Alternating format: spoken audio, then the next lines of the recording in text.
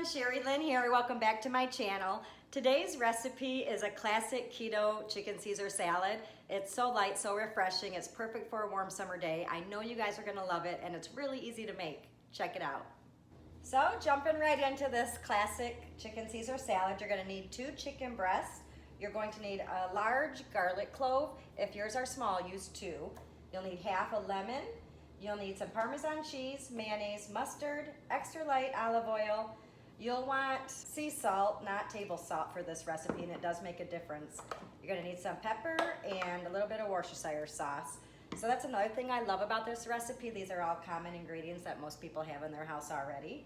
So the first thing we're going to do is get cooking the chicken. So I'm gonna move on over to the stove. So for the chicken, all you wanna do is go ahead and pour some pepper on both sides. And you can do this to taste. I always say we like a lot of pepper, so I coat it pretty good on both sides. And now some salt. You're gonna flip it and get the other side. Bring over your fry pan and go ahead and drizzle a little bit of olive oil in there. And turn your heat on high. And we're just gonna wait for this to get warm. You do want it to simmer and start to pull away a little bit. Okay, so now that that's hot, we're gonna go ahead and add our chicken. I give it a little swirl just to get the oil mixed up better. And we're gonna go ahead and cook this for about 4 to 5 minutes on each side. You can use a rotisserie chicken, you can broil your chicken, you can bake your chicken. As long as your chicken's cooked and you have 2 of them, you're good. Okay, go ahead and flip your chicken. And turn your heat down to a medium-high. While this is cooking, we're gonna go ahead and cut up our romaine lettuce. So I have my head of romaine, and what I'm going to do is cut it into about 1-inch size ribbon length, and I'll show you what I mean in a second. So about like this, and just go ahead and cut up the whole head like that. And then what I do is I go ahead and put it in a colander, and then just go ahead and rinse this off, and then we're gonna dry it with some paper towel. And just go ahead and pat it dry.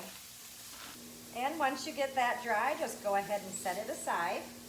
And we're gonna move on to making our dressing. First thing you're gonna wanna do is squeeze 1/2 of a lemon into your bowl, and you wanna make sure you don't get any of the seeds in there. And I just use a little strainer like this, and that way I don't have to worry about it.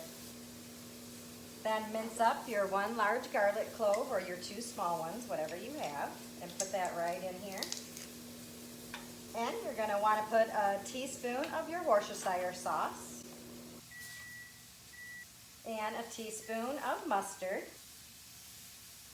And now you're gonna add a cup of mayonnaise and a 1/4 cup of Parmesan cheese. Go ahead and add 1/4 of salt and 1/4 of pepper.